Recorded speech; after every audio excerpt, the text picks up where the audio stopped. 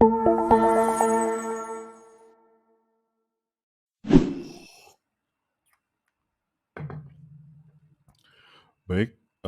video ini akan membahas mengenai demo panduan digital 3S SDKI, SLKI, dan SIKI, dan juga integrasinya dengan sistem pengelolaan SOP digital keperawatan khususnya di rawat inap.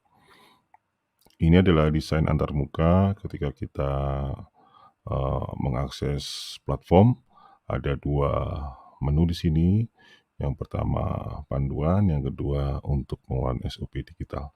Yang kita buka dulu yang panduan digital. Akan buka halaman ini. Di bagian atas ini adalah sambutan ya, perkenalan. Terus yang berikutnya ini adalah slide presentasi ya, mengenai SOP panduan digital 3S. Kemudian ini ada tautan. Ini kalau kita klik, ini diarahkan ke panduan digital 3S SDKI, SLKI, SIKI. Ini desain antarmukanya, ini mirip seperti website ya. Nah, di bagian atas ini ada navigation bar ya, atau papan navigasi. Ada jelajahi SDKI, rangkuman SDKI, latihan soal, TNA, dan petunjuk penggunaan. Dan kita akan bahas satu-satu nanti. Yang di bagian bawahnya, di bagian hero section ini adalah laporan pembelajaran. Laporan pembelajaran tentang SDKI. Ini juga kita bisa rubah jadi tabel ya. Nah, jadi ini apa? Ini adalah laporan mengenai berapa SDKI yang telah kita pelajari ya, dari berbagai kategori fisiologis, perilaku, lingkungan, relasional. Jumlahnya berapa, terus kemudian persentasenya dibandingkan dengan total berapa. Ini berguna untuk melacak kemajuan atau progres pembelajaran SDKI, SLKI, dan SIKI. Ini khususnya berguna sekali untuk mahasiswa ya. Di bagian kiri ini adalah navigasi yang sebelah kiri, ini berisi direktorinya dari 149, ada fisiologis, kemudian lingkungan. Ini kalau kita buka tabnya di sini, ini ada kode SDKI-nya, lingkungan juga ada, terus kemudian perilaku, psikologi, ini relasional. Ini kalau kita buka di sini nanti akan diarahkan ke masing-masing SDKI yang detail. Kemudian bawahnya ini perpustakaan. Ini kalau kita buka isinya adalah sumber-sumber ilmu pengetahuan ya, tempat penyimpanan buku, artikel. Ini juga berguna kita untuk memperkaya pemahaman kita, meningkatkan pemahaman kita terhadap SDKI, dan nantinya bisa kita relasikan dengan SOP atau dengan tindakan ini sifatnya modifikasinya customable ya, jadi bisa di customize. Di bagian bawahnya itu isinya ini ada database, tabel-tabel yang terkait dengan SDKI. Ini kalau kita buka, ini adalah tabel SDKI-nya ya. Ini berisi 149, terus kemudian ini dilarang mengubah kolom, ini tidak boleh dirubah sama sekali ya, nanti akan berpengaruh terhadap sistem, terhadap menu-menu yang ada di sini. Nah, yang bagian ini, di bagian besar ini adalah 6 gambar di sini. Ini masing-masing kategori atau masing-masing unsur di dalam SDKI ya. Jadi ada tanda gejala, kemudian ada kondisi klinis, ada faktor penyebab, ada faktor risiko, dan luar keperawatan serta intervensi. Ini kalau dibuka, ini juga diarahkan ke tanda gejala yang sesuai dengan buku SDKI, apa saja yang gejala mayornya, apa saja, terus kemudian gejala minornya. Nah, itu juga nanti kita bisa baca di sini semuanya.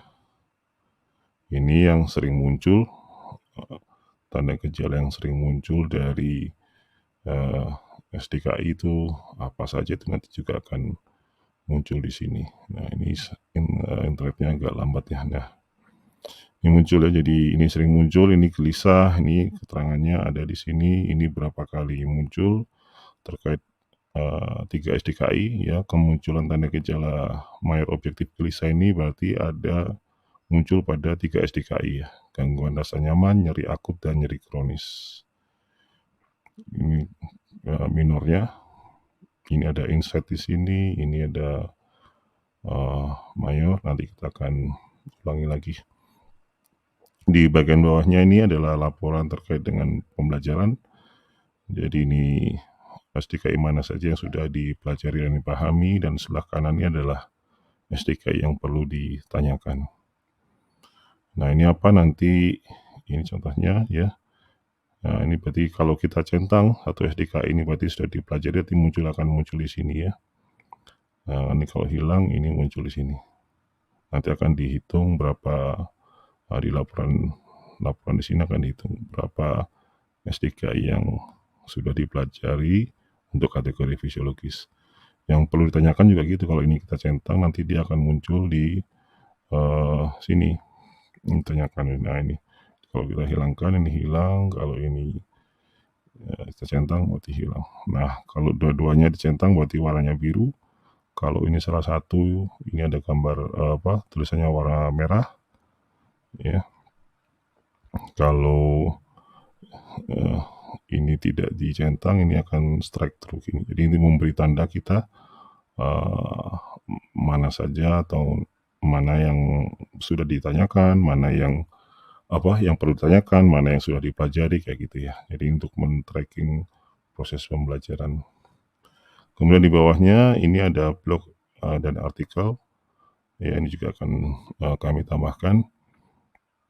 Ini ada 10 besar diagnosis, asuhan keperawatan. Nah, nanti kita akan dalami lebih lanjut lagi. Nah, oke. Nah, sekarang kita mulai mengeksplor satu persatu ya.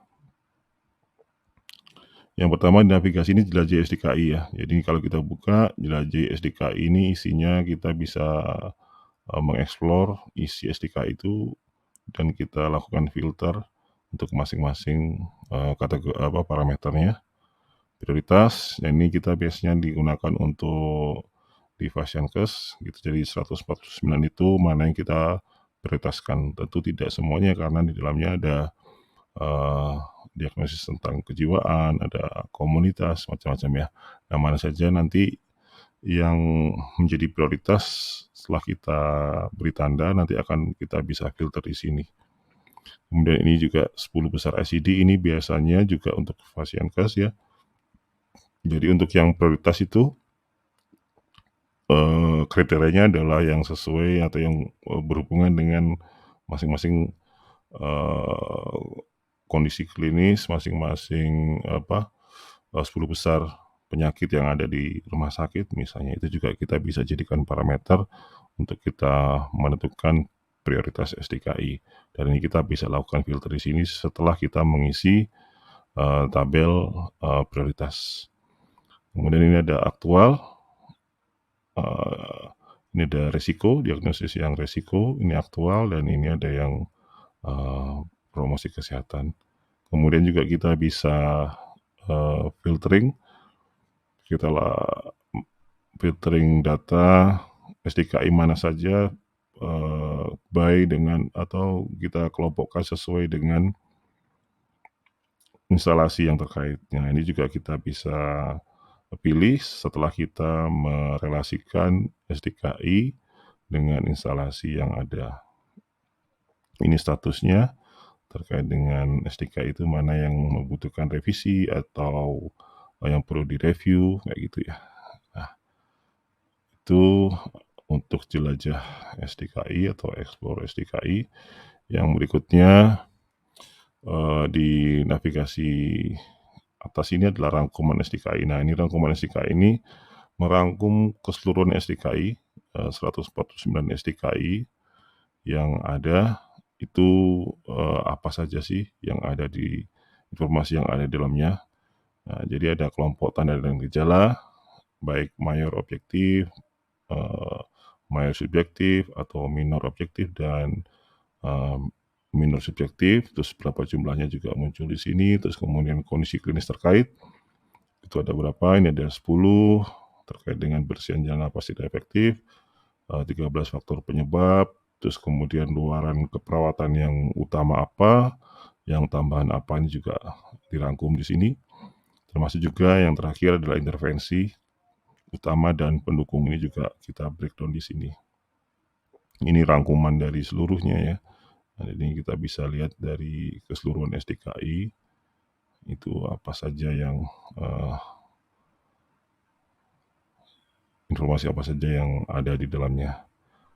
Nah, ini juga kita bisa kelompokkan baik yang aktual atau yang prioritas. Ini tab yang resiko, ini yang tab yang promkes ya. Ini kita bisa cek yang prioritas ataupun yang bukan. Berikutnya untuk latihan soal. Jadi latihan soal ini ini berguna sekali untuk individu ya, biasanya untuk mahasiswa keperawatan juga bisa memaksimalkan fitur ini. Jadi ada dua, yang pertama soal untuk menentukan rumusan SDKI, dan yang kedua adalah soal untuk pilihan ganda, dalam bentuk pilihan ganda. Kita coba akan run terus satu ya. Ini untuk yang menentukan rumus SDKI. Di sini cara menggunakannya dari ini bagian yang atas ini, tabel yang pertama ini kita bisa taruh di sini, copas di sini soal-soal yang terkait dengan pertanyaan menentukan rumusan SDKI. Terus kemudian kita bisa pilih terkait dengan soal ini kira-kira diagnosis keperawatannya yang mana, terus kemudian tanda gejalanya apa saja, ini juga datanya ada di sini, dipilih. Terus faktor penyebabnya apa, juga bisa ditampil di sini, nanti akan otomatis di sini muncul rumusan diagnosanya. Nah, ini kalau ini aktual berarti ada 3 bagian. Nyeri akut ditandai dengan tampak meringis dan gelisah berhubungan dengan agen pencendera fisik. Nah, ini udah rumusan diagnosanya. Ini kalau kita ganti juga bisa ya, misalkan ini misalkan ini kita ya. Nah, ini akan otomatis juga akan diganti, ganti sendiri ya. Oke, nah ini kita hapus saja. Nah, ini ya diagnosa keperawatan yang prioritas. Ini satu diagnosa ya, satu ini kita yang prioritas.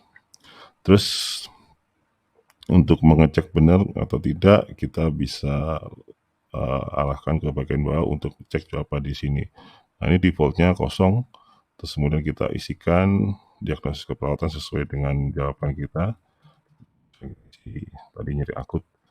Nah, berarti kita cek di sini ini nyeri akut itu tanda gejalanya apa, terus kemudian kondisi klinisnya apa, risikonya kosong karena ini bukan risiko. Terus kondisi klinis dan faktor penyebabnya nanti dicocokkan antara informasi yang ada di bawah di sini dengan yang ada di sini yang telah dijawab di sini, apakah benar atau tidak. Itu untuk latihan merumuskan soal merumuskan SDKI, diagnosis keperawatan. Terus yang berikutnya mengerjakan soal pilihan ganda. Nah, ini soal pilihan ganda di sini terdiri dari 2 bagian. Yang bagian di atas ini adalah dashboard untuk reporting, dan yang bawah ini adalah soal latihannya. Nah, untuk soal latihan yang untuk reporting di sini berisi informasi terkait dengan yang di bawahnya ya. Jadi ini contohnya laporannya. Ini dari 28 soal Anda telah menjawab 28 soal gitu ya. Jadi telah dijawab 28 semua, telah dijawab semuanya. Terus ada saran periksa ulang jawaban Anda karena masih ada yang salah. Ini kalau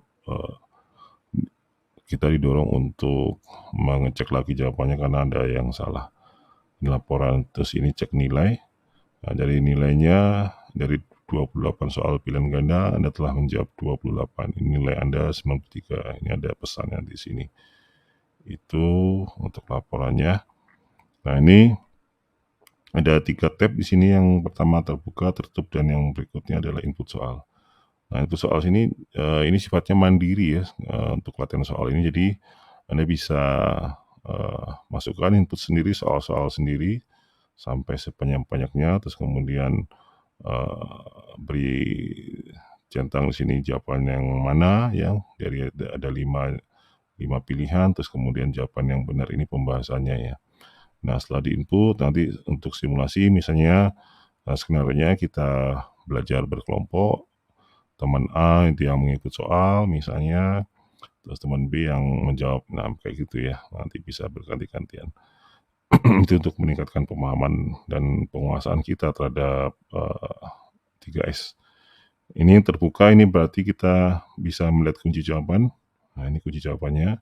Terus kalau kosong di sini ada pesan Anda belum mengisi jawaban. Ini kalau diisi salah dia akan muncul jawaban salah. Kalau benar dia akan tertulis jawaban Anda benar. Ini kita bisa cek apa kunci jawabannya, pembahasannya. Itu yang terbuka, dipilihannya seperti itu. Belajar sambil mengintip apa kunci jawaban. Dan ada pesan tidak terbatas ini untuk mendapatkan informasi jawaban itu benar atau salah. Sedangkan yang tertutup di sini adalah benar-benar nggak ada kunci jawaban di sini. Jadi pesannya hanya Anda telah menjawab dan Anda belum menjawab saja. Ini kalau kuning di sini Anda belum mengisi jawaban. Terus ini kalau dicentang ini berarti Anda telah menjawab, itu aja. Jadi ini kita tidak tahu jawaban kita benar atau salah. Nah, nanti kalau ingin tahu jadi tinggal cari jawabannya di tab yang terbuka. Kita bisa isi sebanyak-banyaknya juga soal yang ada di sini, bebas, tergantung nanti kita maunya berapa gitulah. Terus kemudian itu untuk latihan soal yang bisa digunakan secara mandiri. Yang berikutnya adalah TNA atau Training Need Analysis ini. Jadi ini pesannya seperti ini ya. Jadi ini berdasarkan metodologi dari teori TNA yang mengacu pada difficulties, importance, dan frekuensi terhadap task ya, terhadap pekerjaan atau tugas-tugas di dalam proses kerja.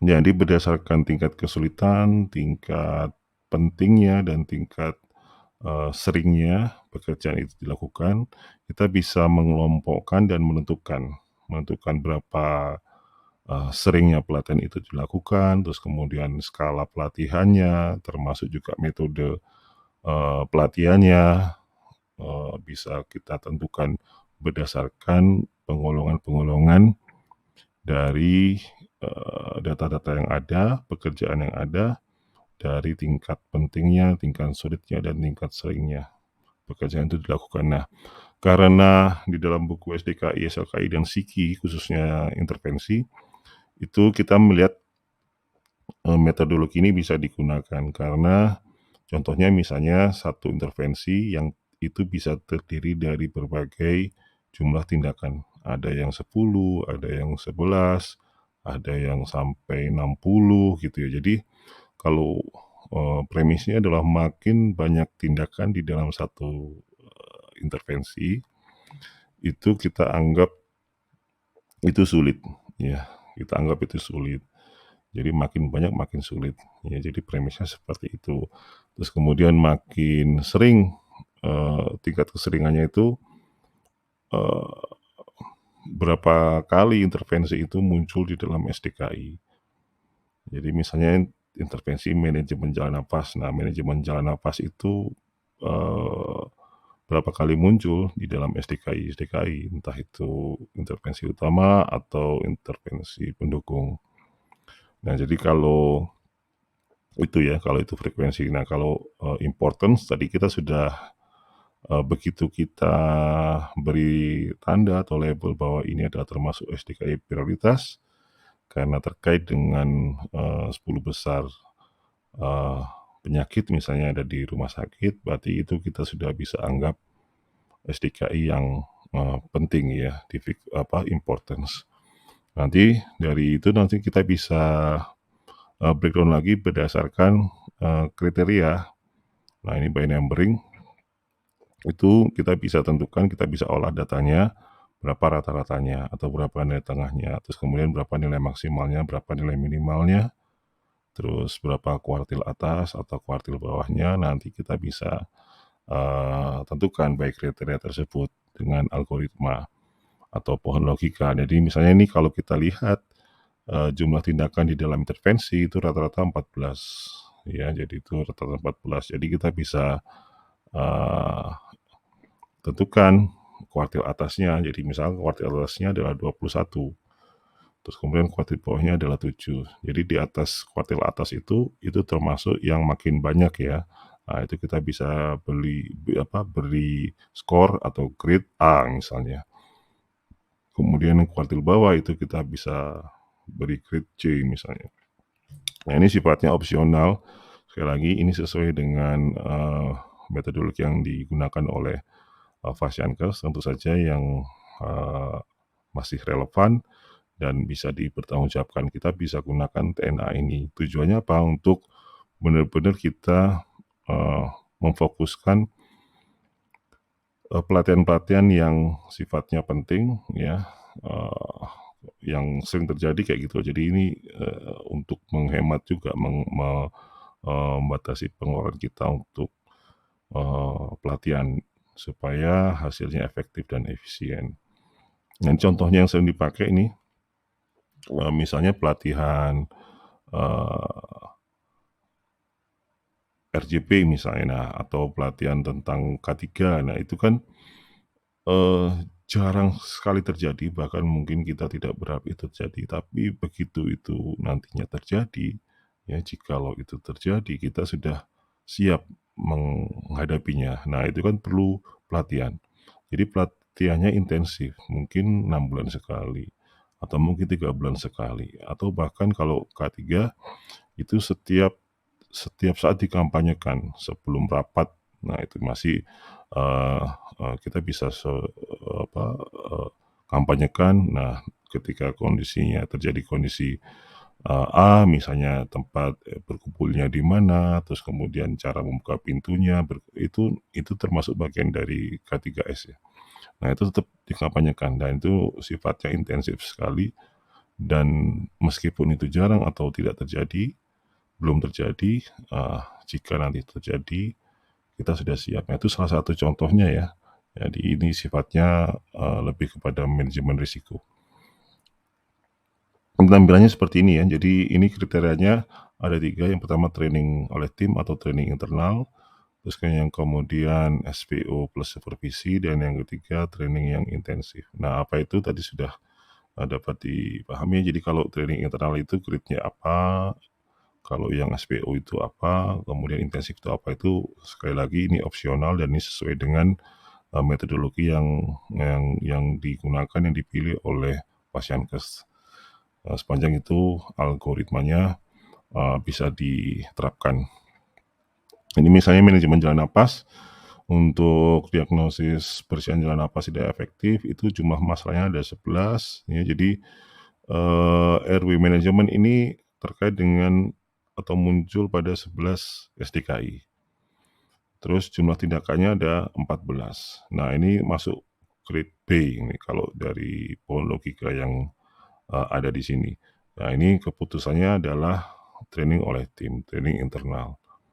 Ya, terus kemudian bisa nanti ditambahkan apa yang dimaksud dengan training oleh tim itu, misalnya waktunya, periodik. Jangka waktu trainingnya berapa hari misalnya, atau tingkat jadwal trainingnya juga kita bisa tentukan, misalnya setahun sekali atau 2 tahun sekali atau apapun itu. Jadi ini sifatnya opsional sekali, tergantung kebutuhan. Ya, terus kemudian yang intensif, misalnya kalau dari kriteria yang ada ya, dari algoritma yang ada, itu pencegahan cedera ini termasuk yang perlu dilakukan training intensif. Jadi bisa sifatnya media pembelajarannya bisa kita perluas, misalnya dengan infografis, dengan pamflet, dengan supervisi atau dengan pihak eksternal kayak gitu ya, terkait dengan pencegahan cedera. Jadi ini mengapa? Karena ini meskipun hanya muncul pada 4 SDKI, tapi jumlah tindakannya termasuk banyak, dan ini kita bisa kategorikan atau kita golongkan ini sulit ya. Jadi pencegahan cedera itu kita bisa golongkan itu adalah yang sulit ya, karena terdiri dari 21 tindakan. Jadi dari 5 dimensi ini ya, 4 nih, ada observasi, terapeutik, edukasi, 3 ya, ya itu apa saja sih? Nah ini identifikasi obat, frekuensi, nah ini jelaskan alasan intervensi. Nah ini karena banyak maka kita bisa kategorikan ini sulit, dan ini memerlukan training intensif. Jadi pencegahan cedera nanti dalam hasil kajian, jadi kita bisa berargumen, menyusun telaah bahwa pencegahan cedera ini perlu dilakukan training intensif karena jumlah tindakannya sesuai dengan buku SDKI, jumlah tindakannya termasuk tinggi karena di atas kuartil atas misalnya, dan muncul pada 4 SDKI ya. Terus kemudian keputusannya adalah kita buat ini training intensif dengan cara seperti ini, A, B, C kayak gitu. Nah, ini bahan kajian kita yang disampaikan kepada manajemen. Contohnya ya,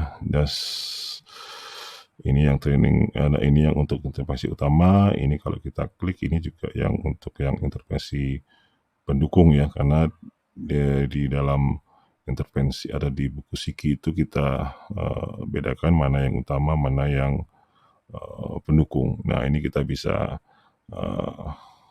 buat pengelompokan pada berbagai SDKI, mana yang perlu training intensif, mana yang bukan. Nah biasanya training yang intervensi pendukung itu tidak diutamakan ya. Nah tapi ada juga beberapa rumah sakit itu menilai bahwa intervensi pendukung ini bisa digunakan sebagai faktor keunggulan dibandingkan dengan fasilitas lain. Nah gitu. Jadi ini kita juga bisa lakukan ya, terkait dengan diagnosis yang telah atau rencana asuhan yang telah kita susun sesuai dengan kondisi dari klien. Nah ini karena masanya 5, ini stabilisasi jalan napas ini, dan ini jumlah termasuk banyak ya. Tapi ini di dalam bersihan jalan napas ini termasuk yang pendukung. Ini bobotnya kita bisa atur ini lebih rendah daripada yang intervensi utama. Ini banyak ya. Nah ini jadi perlu training intensif terkait dengan diagnosis bersihan jalan napas tidak efektif. Oke, terus kemudian kalau kita kembali lagi, navigasi yang berikutnya adalah yang petunjuk penggunaan. Nah, ini petunjuk penggunaan ini masih dalam pengembangan. Isinya adalah petunjuk untuk menggunakan platform digital ini. Ada videonya juga tertaut di YouTube ya. Ini juga ada tabel, ini masih dalam pengembangan ya. Ini cara menambah soal pilihan ganda, ini juga ada petunjuknya. Nah, ini nanti masih dalam pengembangan halaman ini. Terus berikutnya ini sudah berikutnya ini adalah bagian di bawah ini ya, navigasi platform panduan, dan ini ada 6 gambar di sini yang masing-masing bisa kita klik bagian tulisannya ini ya. Jadi ini kita bisa mempelajari SDK itu dari pintu masuk, misalnya tanda gejala. Kita bisa mempelajari SDK itu pintu masuknya dari kondisi klinis misalnya, karena saling berhubungan ya informasi-informasi itu. atau dari faktor penyebab, atau kalau itu jenis risiko dari faktor risikonya. Dari luaran keperawatannya juga dari intervensi keperawatan. Nah, kita buka yang tanda gejala dulu. Nah, ini tanda gejala ini kita bagi gejala mayor dan minor yang sering muncul. Ya, jadi ini informasinya ada di sini. Jadi anggota keluarga menetapkan sasaran untuk meningkatkan kesehatan. Ini ada mayor subjektif di sini, ada 154. Ini rangkumannya. Terus ini, nah ini nanti kalau misalnya banyak ya, jadi ini contohnya dyspnea ini atau sesak napas ini ya. Ini terkait dengan 5 SDKI. Ya, jadi tanda dan gejala ini termasuk yang sering muncul terkait dengan 5 SDKI, yaitu gangguan pertukaran gas, gangguan ventilasi spontan, pola napas tidak efektif, dan penurunan curah jantung, juga hipervolemik. Nah, ini termasuk berarti sering muncul nanti ini karena di atas 3 ya, jadi kita kategorikan yang sering muncul tuh 3. Nah, ini kita bisa cek di sini, misalnya kita ingin mengetahui gelisah tadi. Nah, kita search di sini misalkan gelisah. Nah, gelisah itu termasuk mayor yang objektif tuh ada di dalam apa SDKI mana ini. Jadi ada gelisah dan tampak gelisah. Jadi kalau kita ingin mengetahui apa SDKI yang mungkin muncul sebelum saat kita merumuskan diagnosis, itu kita bisa masukkan kata kunci tanda gejala di sini, kita search nanti akan muncul di sini. Nah, ini misalnya gelisah di sini ada yang pertama ini terkait dengan gangguan rasa nyaman, nyeri akut dan nyeri kronis. Ini ada pesan di sini. Terus kemudian berikutnya adalah tampak gelisah. Ini terkait dengan ansietas. D0080 ini kalau kita klik nanti muncul di masing-masing SDKI ya. Ini detailnya baru kita bisa lihat di sini. Ini tanda gejala yang detail ya. Ini gelisah di sini. Jadi terus kita bisa untuk menegakkan merumuskan diagnosis keperawatan, nanti kita bisa cek lagi kondisi klinis yang terkait, kemudian faktor penyebab, dan data-data dari pengkajian awal yang sudah dilakukan. Nah, itu tanda gejala. Ini yang sering muncul. Ini sering muncul ini kalau dia lebih dari 3, tanda gejala itu muncul lebih dari 3 kali untuk seluruh SDKI, itu kita golongkan menjadi yang sering muncul. Nah, ini ya. Nah, tadi contohnya tadi gelisah, tampak meringis, ini muncul di 3 SDKI. Terus kemudian ini 5 SDKI, nah ini sering muncul sekali nih, mayor subjektif dyspnea. Jadi ketika kalian mengeluh sesak napas gitu ya, itu kita bisa, salah satunya kita bisa kaji itu sebelum kita merumuskan diagnosis. Nah, ini yang paling, nah ini gelisah ini banyak sekali karena 6 SDKI. Terus ini 5, ini takikardia, ini tekanan darah meningkat. Nah, ini kalau tekanan darah ini paling ini banyak ya. Tekanan darah meningkat ini ada 6 SDKI. Nah, insight ini penting sekali yang untuk meningkatkan pemahaman, tidak hanya menghafal saja, tapi kita juga bisa memprioritaskan dan berguna sekali pada saat di area pekerjaan ya. Itu yang sering muncul ya. Terus kemudian itu dari pintu masuk tanda gejala ya, saya istilahkan pintu masuk. Kemudian kondisi klinis. Nah, ini kondisi klinis juga sama ya, jadi kita bisa cek di sini indikatornya sebagai indikator ya, kondisi klinis misalnya GBS ini, Guillain-Barré syndrome, itu terkait dengan tanda gejala apa saja ini. Ada 5 mayor objektif, terus kemudian 1 mayor ini tidak tersedia, 5 mayor objektif, 5 minor objektif, ini kemudian 3 minor subjektif. Nah, ini kita bisa cari juga, kita bisa search di sini juga kondisi klinis untuk mengetahui apa kemungkinannya diagnosis keperawatan yang akan kita rencanakan dan akan kita implementasikan. Itu kemudian faktor penyebab sama juga. Jadi ini faktor penyebabnya. Ini ada deskripsinya di bawah. Terus kemudian ada juga SDKI kliknya. Ini tinggal diklik nanti diarahkan ke masing-masing SDKI. Itu terus kemudian faktor risiko. Nah, faktor risiko ini terkait dengan diagnosis risiko ya yang dua bagian.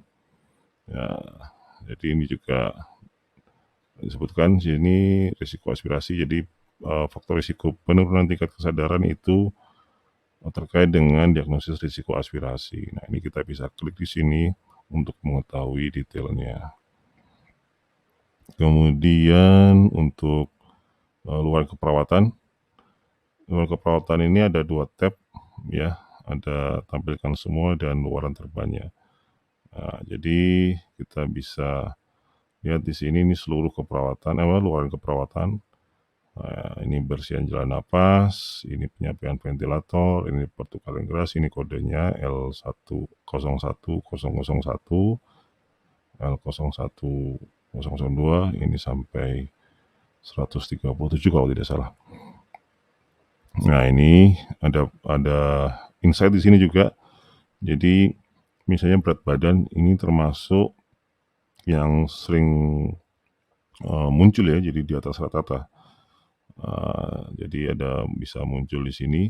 Jadi ini luaran ini adalah luaran utama untuk 3 diagnosa, yaitu obesitas, berat badan lebih, risiko berat badan lebih. Dan luaran tambahan untuk 10 diagnosa, pola napas tidak efektif, risiko perfusi, dan seterusnya sampai citra tubuh. Nah, ini ada penjelasannya di sini, jadi bisa memberikan insight kepada kita. Nah, nanti kita bisa kelompokkan di luaran terbanyak. Nah, di sini luaran terbanyak di sini lebih jelas lagi di sini. Jadi yang paling banyak itu yang mana? Ini misalkan tingkat pengetahuan. Nah, ini terkait dengan 34 SDKI. Jadi banyak sekali dia menjadi luaran tambahan sebanyak 32. Dia menjadi luaran utama untuk 2 diagnosa. Nah, ini yang banyak. Ya, ini 17 diagnosa, kontrol risiko, tingkat infeksi. Ini memberikan pemahaman juga kira-kira yang mana luaran keperawatan yang paling sering muncul di diagnosis keperawatan. Kemudian yang terakhir ini intervensi ASCOP ya. Nah, jadi intervensi ini kita juga bisa lihat ini ada 2 tab, utama dan pendukung. Yang utama ini di grouping, kelompokkan sesuai dengan diagnosisnya. Nah, nanti ada penjelasannya di sini, ini kodenya. Ini adalah latihan batuk efektif di dalam bersihan jalan napas efektif. Kalau merah ini berarti dia utama ya. Nah, apa saja tindakannya di dalam intervensi ini untuk yang observasi, edukasi, terapeutik ya, dan kolaborasi. Ini ada penjelasannya di sini, breakdownnya, terus kemudian ini kode SDKI untuk melihat lebih detail. Terus ini juga ada penjelasan di sini, ada insight yang cukup bermanfaat di sini. Jadi intervensi latihan batuk efektif ini memiliki jumlah tindakan sebanyak 12. Jumlah tersebut termasuk di bawah rata-rata karena rata-rata jumlah tindakan tiap intervensi adalah 14. Ini memberikan wawasan bahwa ini adalah termasuk rendah ya kategorinya. Terus intervensi ini dilakukan pada luaran keperawatan, ini luaran utama, bersihan jalan napas, dan luaran tambahan, kontrol gejala, dan sampai tingkat infeksi. Kemudian insight yang ketiga, intervensi ini diterapkan pada 4 SDKI, yaitu risiko infeksi, bersihan jalan napas tidak efektif, perlambatan pemulihan pasca bedah, disrefleksi otonom. Ini juga memberikan insight, jadi ada 3. Kalau tidak termasuk juga nanti dia akan kosong ya. Kalau ini ada semua, ada insight-nya nih semua nih. Nah, ini ada 3 insight ya, ada 3 simpulan nih di sini. Nah, dijelaskan di breakdown lagi dijelaskan. Nah, ini kalau kita klik di sini, ini ada media pembelajaran yang ini masih proses pengerjaan ya. Jadi ini misalnya yang sudah selesai di latihan batuk efektif. Kalau kita klik larinya ke sini, ini nomor SVO-nya, terus kemudian ini tindakannya apa saja, ya. detailnya. Terus ini ada video YouTube. Nah, ini video-video yang terkait dengan latihan batu efektif dari channel-channel yang terpercaya yang sudah kita kurasi. Nah, kalau organisasi memiliki video internal juga kita bisa sematkan di sini. Kita bisa masukkan ke daftar video yang ada di perpustakaan. Nah, jadi bebas ya.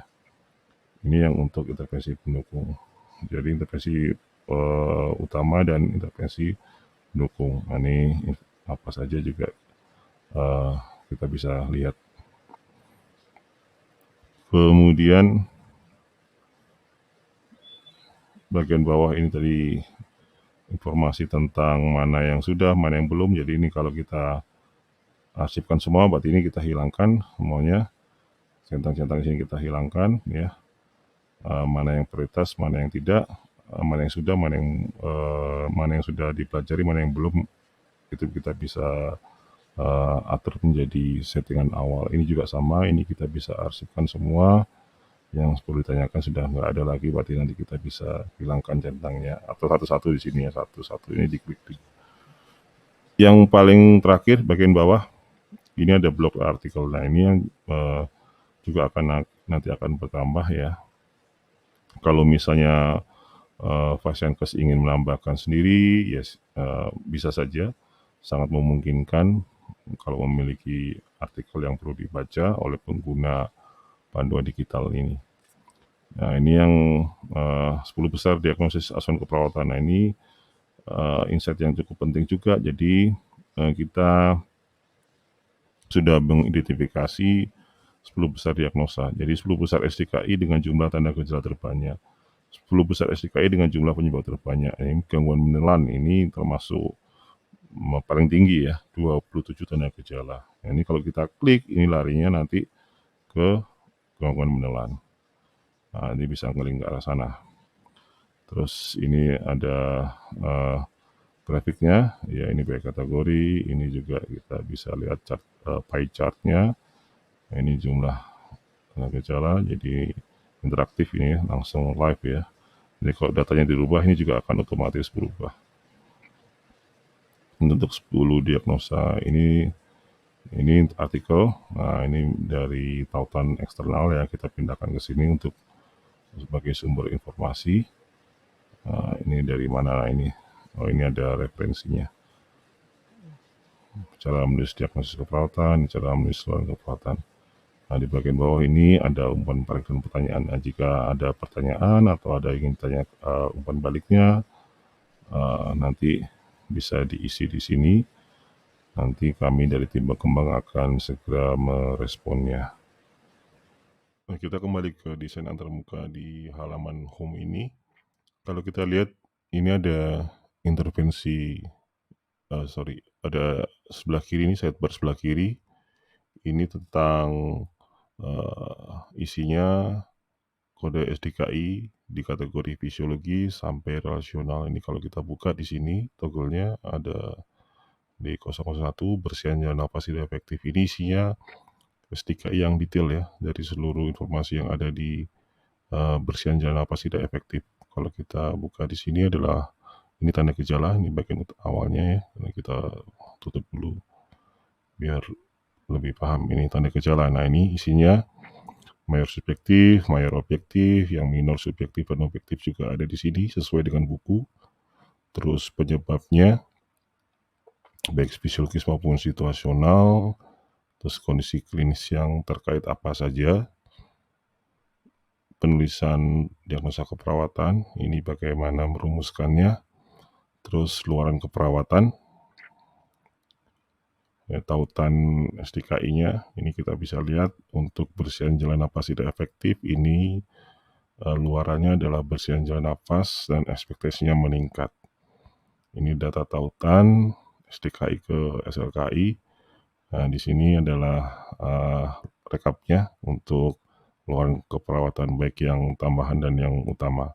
Ini kalau kita klik di sini bersihan jalan napas, nanti muncul detailnya, kriteria hasil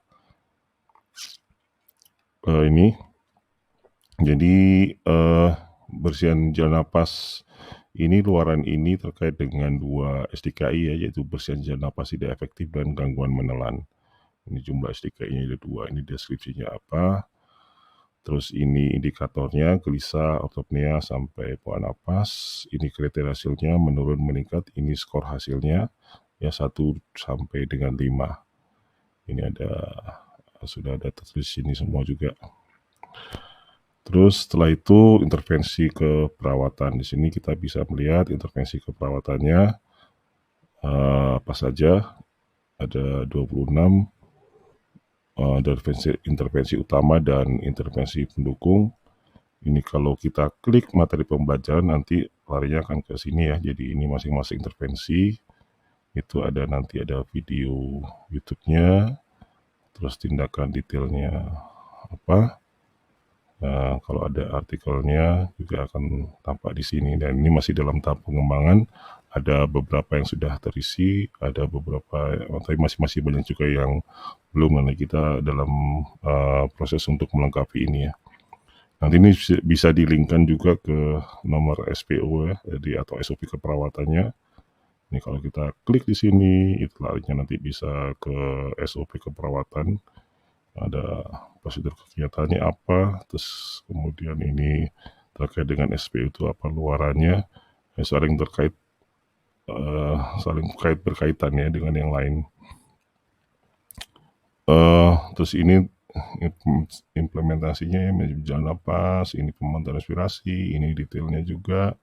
Di sini kita bisa tentukan pelaksananya, ataukah perawat klinis 1, PK 1 sampai PK. Ini kita bisa tentukan. Kewenangannya juga mandiri, delegasi, kolaborasi. Ini kalau kita ada tambahan juga kita bisa isi di sini. Terus ini SDKI terkait sesuai dengan subkategori di dalam respirasi. Ya, subkategorinya respirasi, di bawah kategori fisiologis. Ini untuk catatan jika ada ya, bisa ditulis. Untuk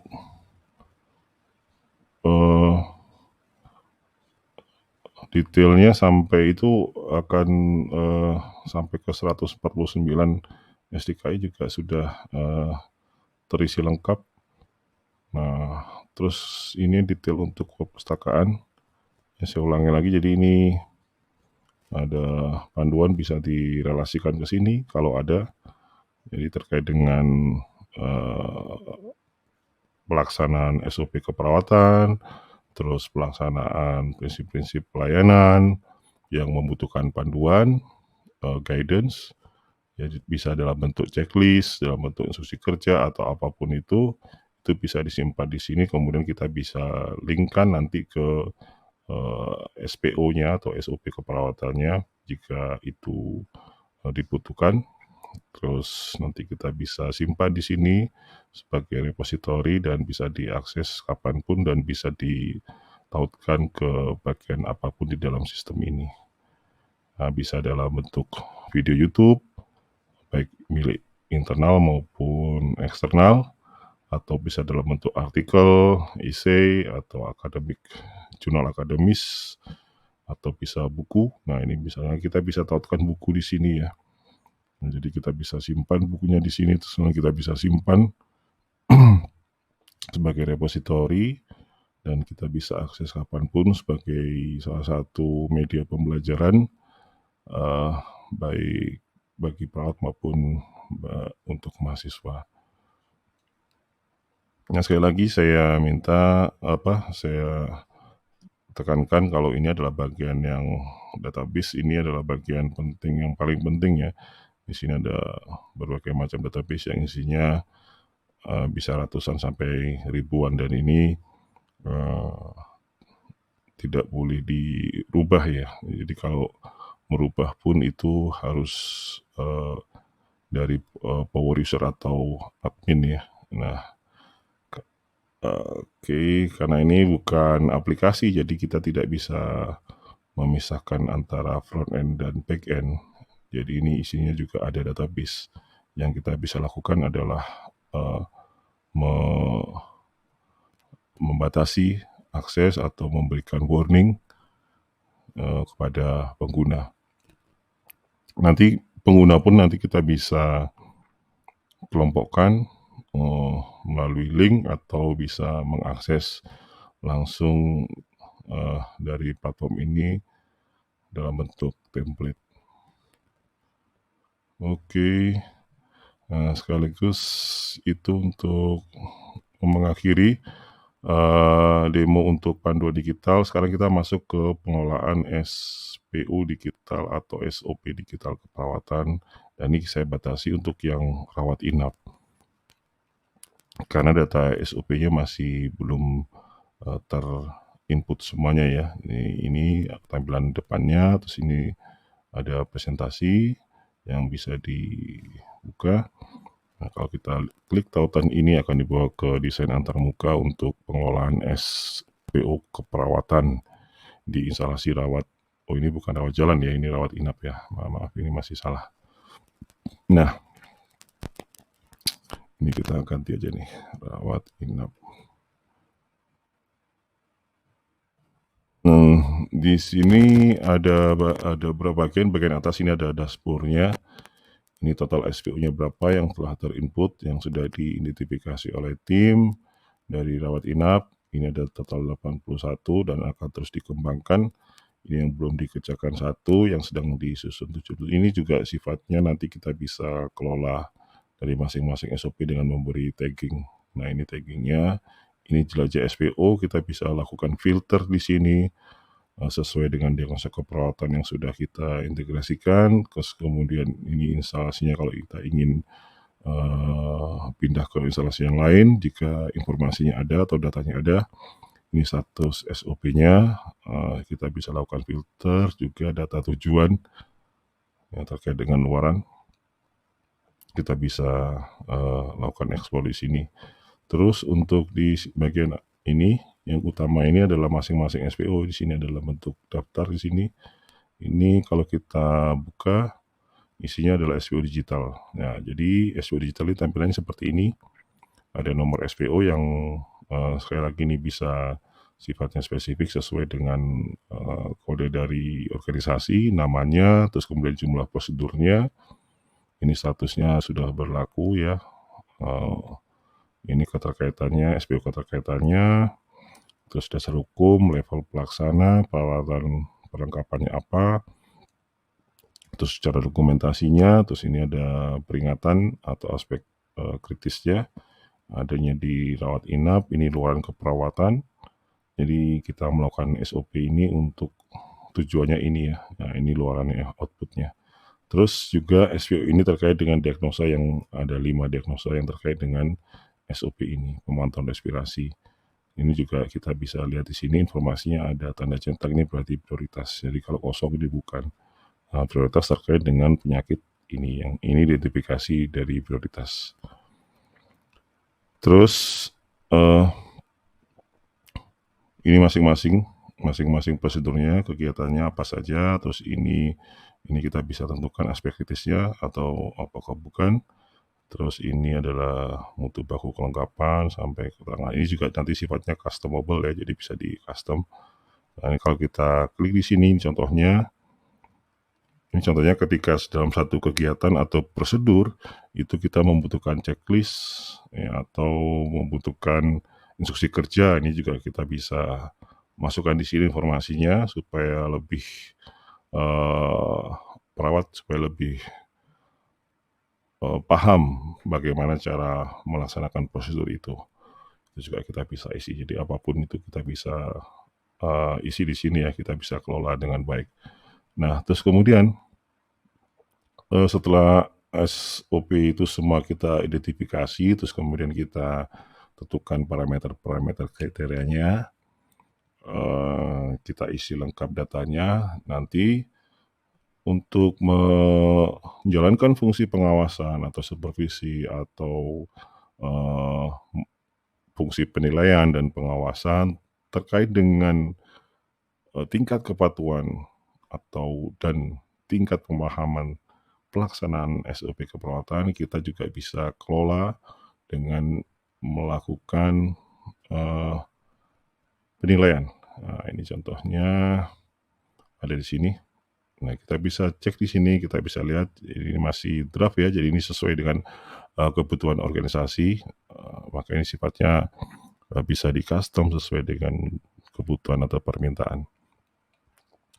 Kalau kita cek ini ada pelaksanaan supervisi ini. Nah, ini pelaksanaan supervisi. Jadi kita bisa pilih SPU mana yang akan kita supervisi atau kita nilai, ya. Terus kemudian kita bisa nilai.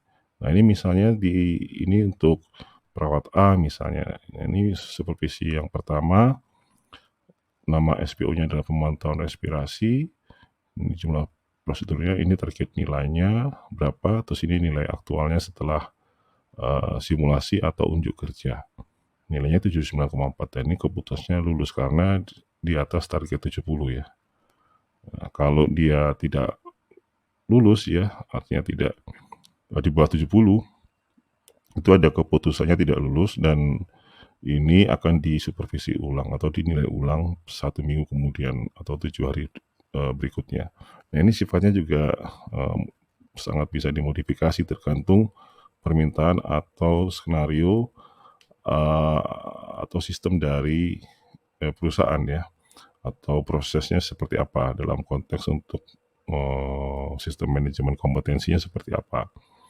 Ini juga disebutkan ini jumlah benarnya berapa, 16, ini jumlah salahnya berapa, 11. Nah, ini saya akan breakdown seperti ini ya. Jadi ini skenario-nya adalah kita akan menilai tingkat kepatuhan pelaksanaan atau pengetahuan pemahaman SOP ini terhadap perawat. Kita bisa nilai di sini dengan instrumen ini. Terkait dengan SOP pemantauan respirasi itu, perawat diminta untuk mensimulasikan, menunjukkan misalnya, atau dengan pendampingan misalnya. Nah, ini apakah itu dilakukan atau tidak. Nah, kalau dilakukan apakah melakukannya itu dengan benar atau tidak benar. Nah, benar tidak benar ini kriterianya juga tergantung dari asesornya atau penilainya atau supervisornya gitu ya yang menilai terkait dengan benar. Tapi lebih baik supaya tidak ada variasi dalam hal mutu pemberian layanan kepada klien, itu untuk standarnya, untuk panduannya, bagaimana melakukan yang benar, itu lebih baik disediakan sumber dayanya atau resource-nya dalam bentuk video atau tulisan, ya itu panduannya. Ini kalau kita di sini nanti ini muncul, ya ini kalau ini tidak dilakukannya, ini tidak dicentang berarti tidak dilakukan. Kalau ini benar maka akan muncul catatan seperti ini. Jadi nggak bisa ini. Jadi ini harus kita hilangkan dulu. Nah, ini prosedur tidak dilakukan. Nah, kalau dilakukan benar nanti muncul prosedur dilakukan dan benar. Nanti ini akan teragregat menjadi nilai ya. Nah, ini juga kita bisa pilih ini. Nah, kalau dua-duanya ini berarti prosedur dilakukan dan benar. Kalau ini dicentang, ini dihilangkan centangnya berarti prosedur dilakukan tapi masih salah. Nanti ini dikumpulkan nilainya menjadi ini. Nah, ini berarti ini ada 81 nilainya, jadi ini lulus ya. 16 benar, ini jumlah 11. Tentu kita bisa menyusun algoritma sendiri ya terkait dengan variabel dilakukan dan benar ini. Misalnya manajemen ingin bobotnya lebih tinggi, ini seperti ini bobotnya lebih tinggi, jadi yang dilakukan ini memiliki bobot 60%, sedangkan yang benar ini bobotnya 40%, itu juga bisa, atau bagi sama 50% juga bisa. Cuman dalam best practice-nya itu premisnya seperti ini, lebih baik dilakukan meskipun itu salah nanti kita bisa benarkan. Nah, itu premisnya. Jadi berdasarkan premis itu berarti bobot untuk dilakukan itu lebih tinggi daripada benar atau salah. Nah, yang penting pada saat salah itu ada instrumen atau ada informasinya yang mana yang salah, yang mana yang benar. Nanti informasi tersebut akan muncul di sini. akan muncul di sini. Jadi ini halaman penilaian per pegawai, nanti akan di-link-kan ke sini. Jadi ini adalah halaman untuk masing-masing pegawai.